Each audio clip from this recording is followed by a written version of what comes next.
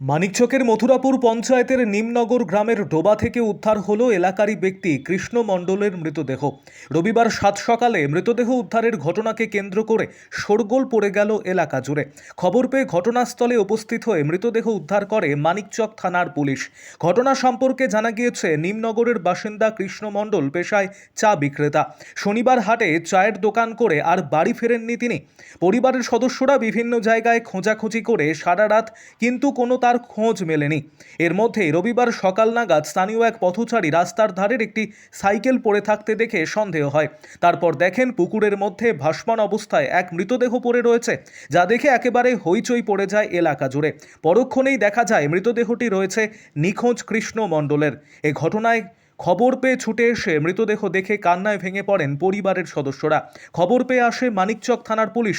মৃতদেহটি উদ্ধার করে নিয়ে যায় ময়না তদন্তের জন্য।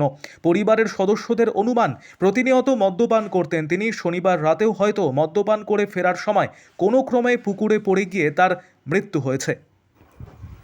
আরও আপডেট থাকতে আমাদের ভিডিও শেয়ার ও ফেসবুক পেজটিকে লাইক করে ফলো করে দিন।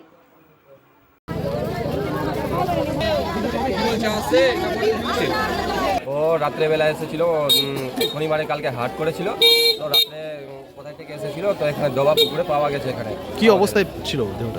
সবাই দেখেছিল রাত্রেবেলা জলে পড়েছিল, তার সাথে একটা সাইকেলও ছিল। সাইকেলটা এখন আমি দেখতে পাচ্ছি না।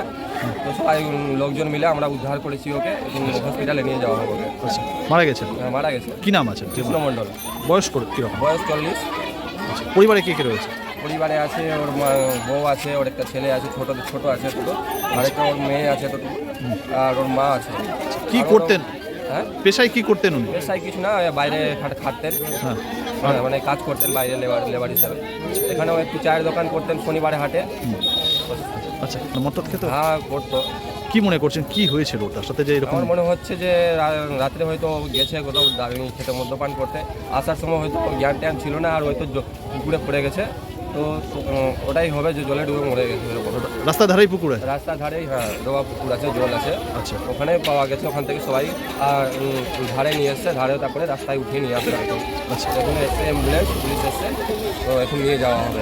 আচ্ছা, বলছি যে এই গ্রামের নামটা কি? গ্রামের নাম নিমনগর। আচ্ছা, ঠিক। আমার নামটা বলুন। আমার নাম সোনু মণ্ডল। কে হয় আপনার? আমার দাদা হয় কর্তৃত্ব। কি হয়েছে এখানে? রাত্রেবেলা 10টা রাত্রে আমরা খুঁজতে গেলাম দরভাট্টি। দরভাট্টিতে পেলাম না, সবাই বলছে যে এখানে মদ খাচ্ছিল। তো বলছে এই দরভাট্টি গেলাম খুঁজতে, বলছে কি নাই ওখানে। খুঁজে আমরা জঙ্গল ঝোপড়িতে দেখলাম, খুঁজে বাড়ি চলে আসলাম। তারপরে সারা রাত বেচারি ঘুমায়নি। তারপরে সকালে কি জানতে পারলেন? সকালে ওর মা একা আসলো, গিয়ে বললো কি সাইকেল ওখানে পড়ে আছে। ওই দেখছে তো কি আমার ছেলের কোন সাইকেল আছে।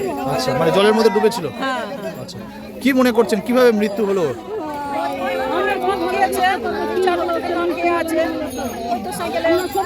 পড়ে গেছে, পড়ে গিয়ে মৃত্যু হয়েছে। আচ্ছা, যে মারা গেল তার নাম কি? আচ্ছা, ওর পরিবারে কে কে আছে? হ্যাঁ,